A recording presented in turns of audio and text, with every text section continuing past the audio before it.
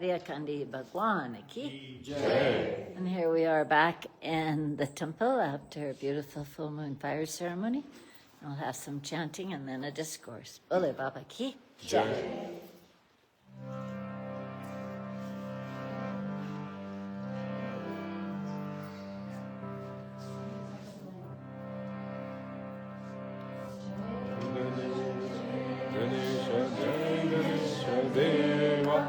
Mata Teri Parvati Pita Mahadeva. Jai Ganesha, Jai Ganesha, Jai Ganesha Deva. Mata Teri Parvati Pita Mahadeva. Jai Ganesha, Jai Ganesha, Jai Ganesha Deva. Mata Teri Parvati Pita Mahadeva. Jai Ganesha, Jai Ganesha, Jai Ganesha Deva. Mata Devi Parvati Pita Mahadeva. Jai Ganesha, Jai Ganesha, Jai Ganesha Deva. Mata Devi Parvati Pita Mahadeva. Jai Ganesha, Jai Ganesha, Jai Ganesha Deva.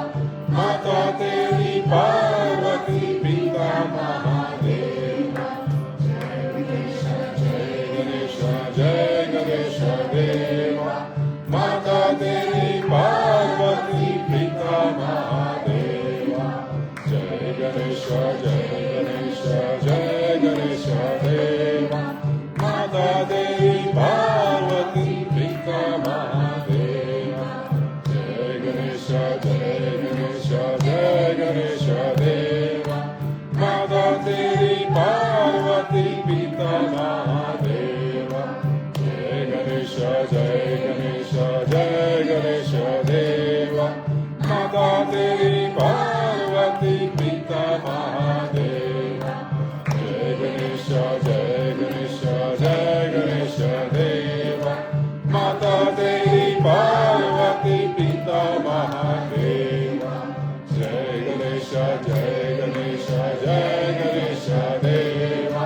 Mata Devi Parvati Pita Mahadeva.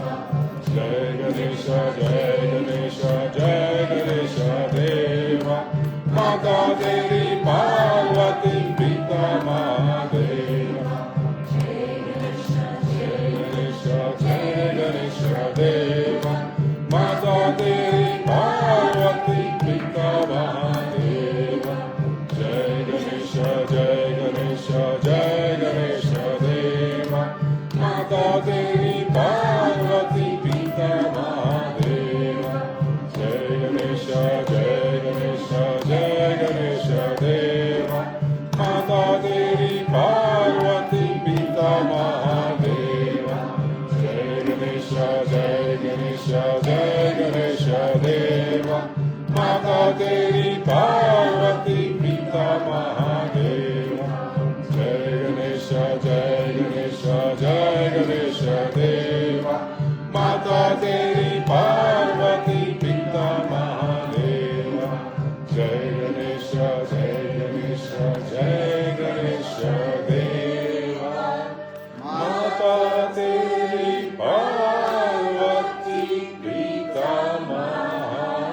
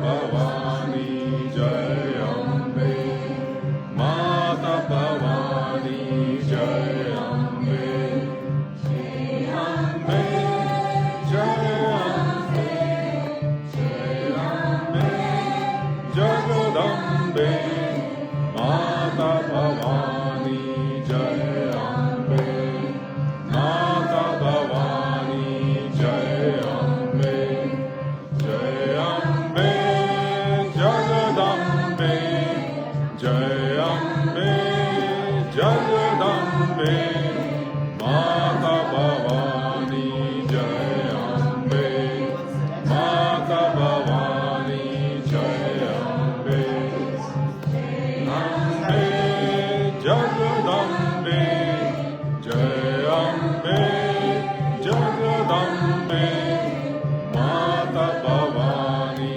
Jai Ambe, Mata Bhavani Jai Ambe, Jai Ambe, Jagadambe, Jai Ambe, Jagadambe, Mata Bhavani Jai Ambe, Mata Bhavani Jai Ambe, Jai Ambe, Jagadambe, Jai Ambe, Jagadambe, Mata Bhavani Jai Ambe, Mata Bhavani Jai Ambe, Jai Ambe, Jagadambe, Jai Ambe, Jagadambe, Mata Bhavani Jai Ambe, Mata Bhavani Jai Ambe, Jai Ambe, Jagadambe, Jai Ambe, Jagadambe, Mata Bhavani Jai Ambe, Mata Bhavani Jai Ambe, Jai Ambe, Jagadambe, Jai Ambe, Jagadambe, Mata Bhavani Jai Ambe, Mata Bhavani Jai Ambe.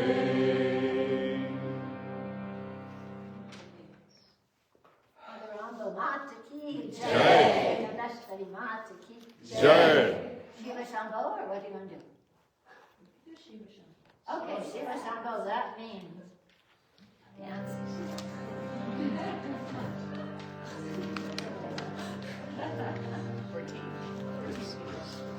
And for those that need words, it's number 14.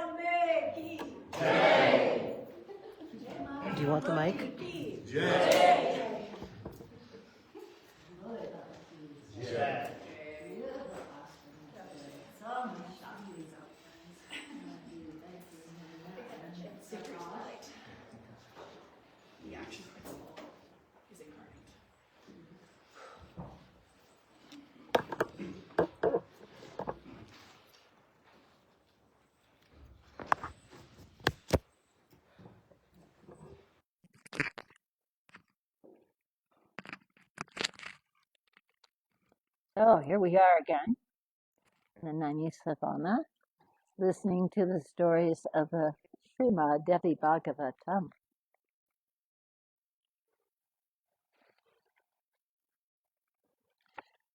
Here it is.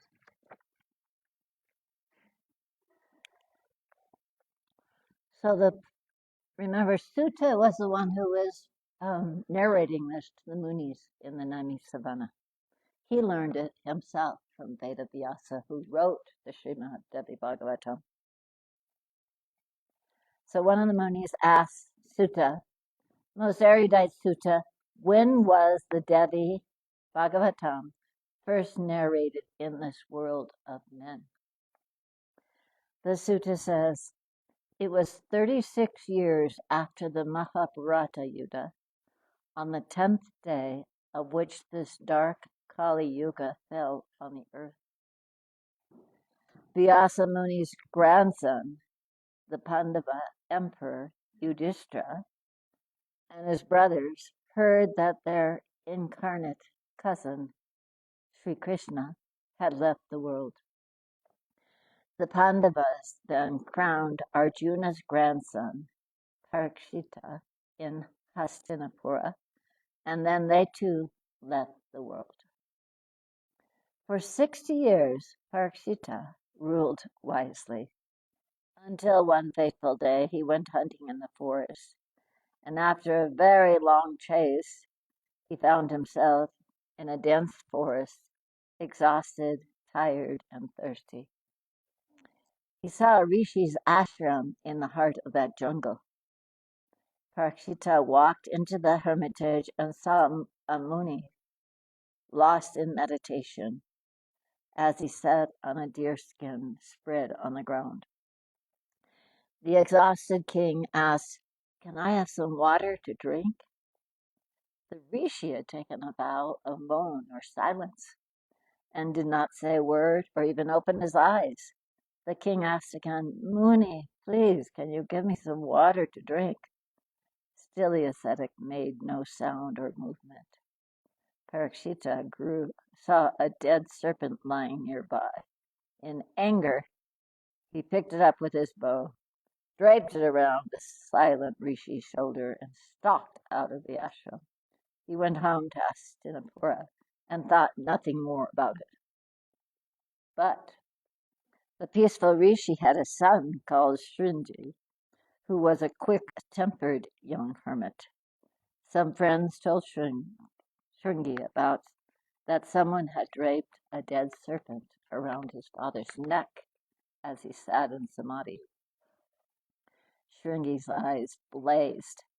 Trembling with rage, he took up holy water in his palm and breathed a curse. "Let the man who did this vile thing to my father, be bitten by the serpent Tarakshaka and die a week from today." Another Muni who heard him knew by sacred intuition that Shringi had cursed Parikshita. He went to the Kuru king the same day and told him what had happened. Parikshita was dismayed, but he was determined not to yield unresisting to Shringa's curse. He ordered a lofty tower, 7 stories tall, to be erected overnight. Parikshita stationed his finest warriors to guard the entrance to this tower. He also gathered mystics around him, men who knew the occult powers of gemstones, mantras, and the healing herbs, and he ensconced himself on the 7th story of that tower. He then sent a Muni called Gurmukha to Shringi to beg him to withdraw the curse. Day and night, the Brahmanas around Parikshita chanted powerful mantras to keep the serpent king Tarakshaka away. Great war elephants encircled the tower, so no one could get within 1,000 yards of it. Why, they said not even the air could find its way to the great tower. The king sat within, counting the days, the very moments. With great composure, he conducted the affairs of the state from his tower. It so happened, when Takshaka was on his way to Hastinapur on the very last day of the curse, when he arrived in the kingdom on that seventh day, he saw the tower of 7 stories the king had built for himself, and heard that Parikshita was on the 7th level, surrounded by magical herbs and protected by powerful Brahmins, chanting mantras. Moreover, war elephants and legions of the finest soldiers guarded the lofty sanctuary. The serpent wondered how he could reach the king. He must kill.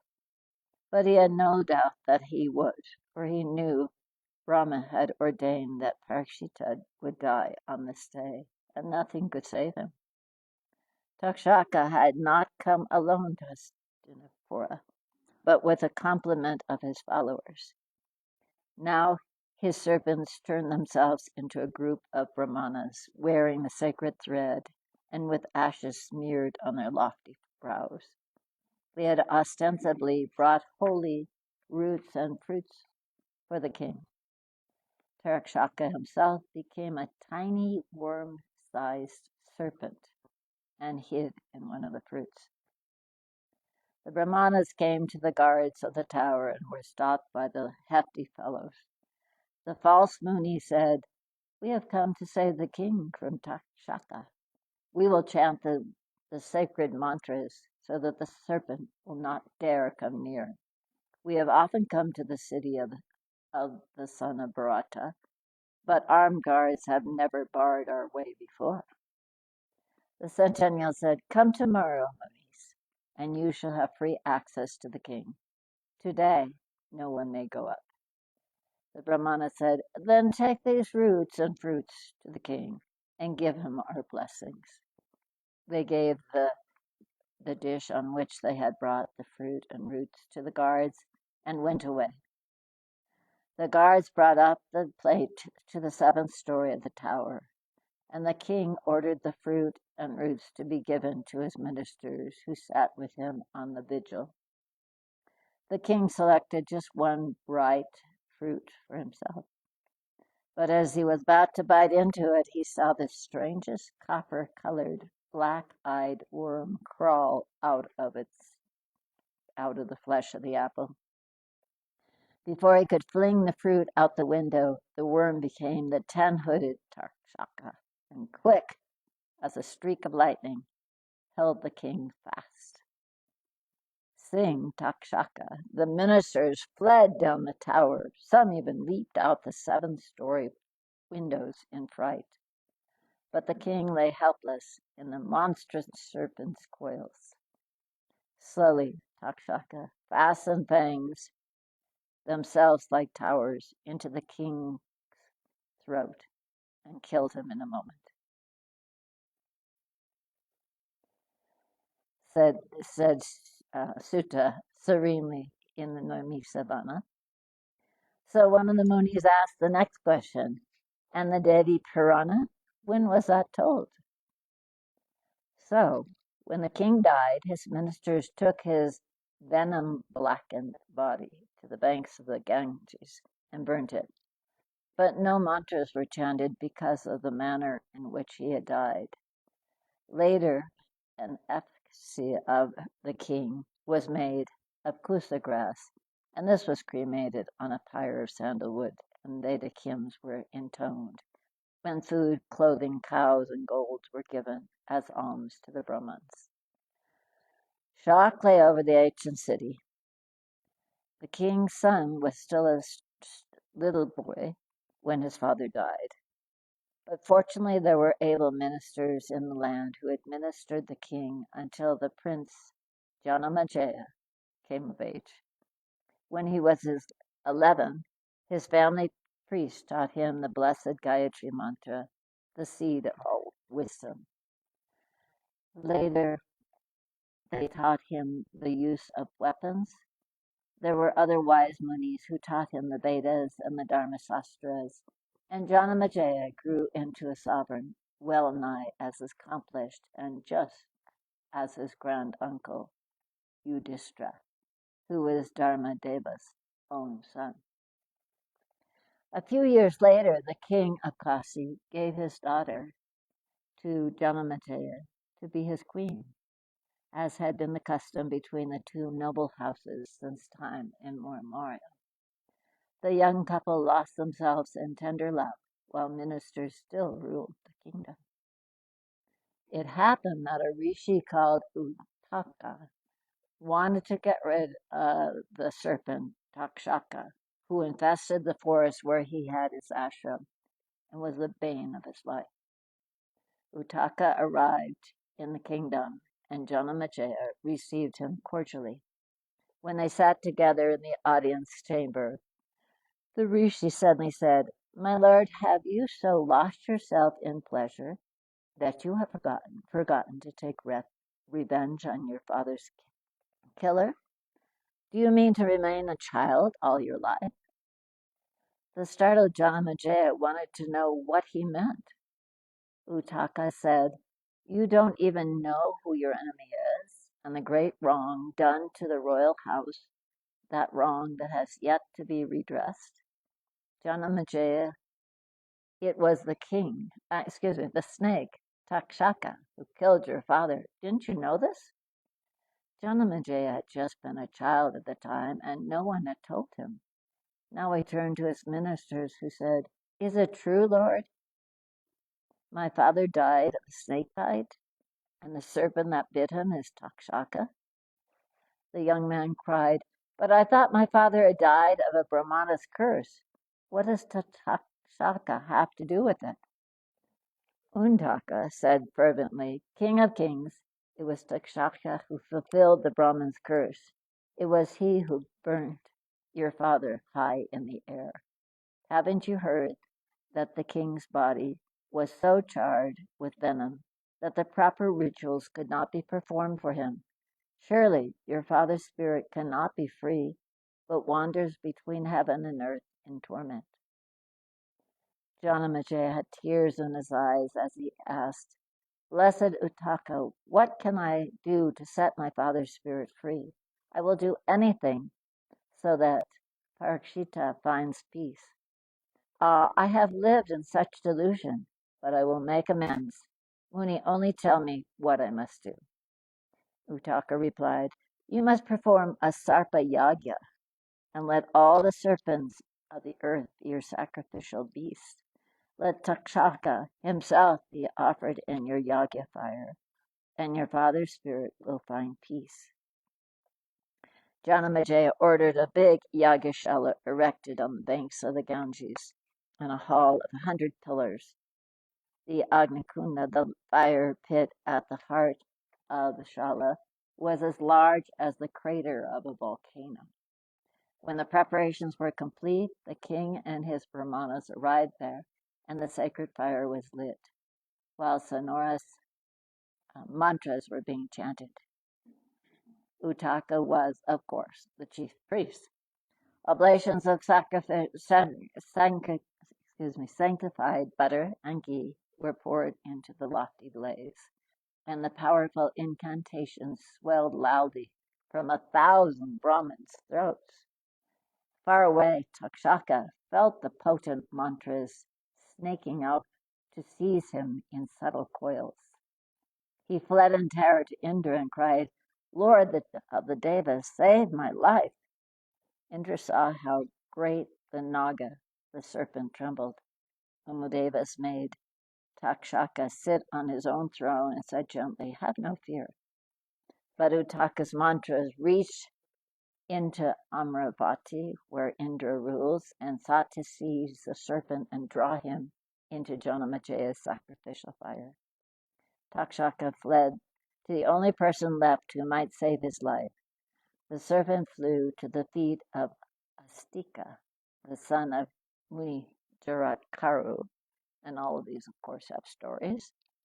The young Astika agreed to come to the yagya, and he arrived at King Janamajaya's Sarpa Yagya and utilized the Kuru king in exquisite verse. Moved by both the praise and the boy's beauty, Janamejaya said, "Tell me what you have come for. and it shall be yours, whatever it is you want. If it is my power, you shall have it. Astika stood radiant before the king and said, then stop the yajna. Janamejaya could hardly believe his ears, but Astika said again, what I want is you to stop this serpent yajna. Janamejaya had no choice but to call off the sacrifice, and he sat stricken in the yagyashala of 100 pillars that he erected on the banks of the Ganges. He was there to console that monarch who grieved for his father's unappeased spirit that Vedavyas's disciples related the profound Mahabharata in full. But still, Janamejaya was disconsolate and turned for solace to Vedavyasa himself, who was present there. Remember, Vedavyasa is the one who wrote the Srimad Devi Bhagavatam. Turned to him himself, who was present there. The young king Janamejaya moaned, alas, my father died without honor. He died of a snake bite, 7 stories in the air. Ah, Vyasa Muni, tell me, how will my father's soul rise into heaven, and how my own distraught spirit can find some peace?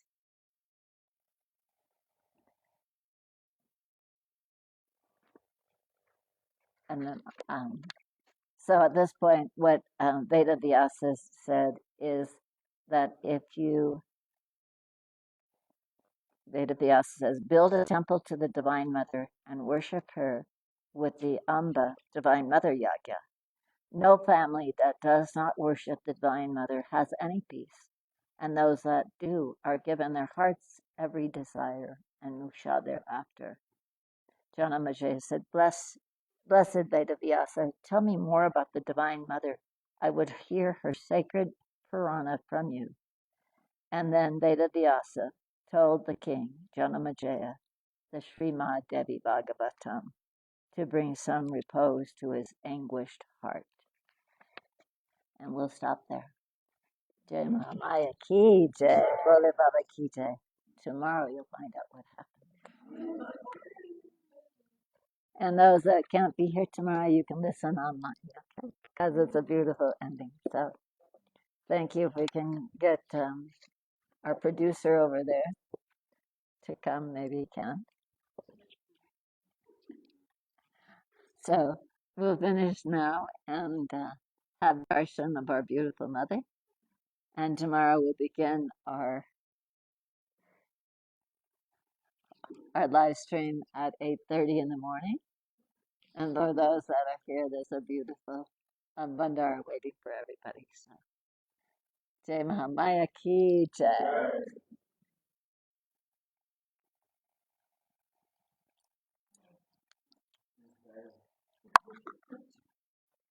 Hopeless man.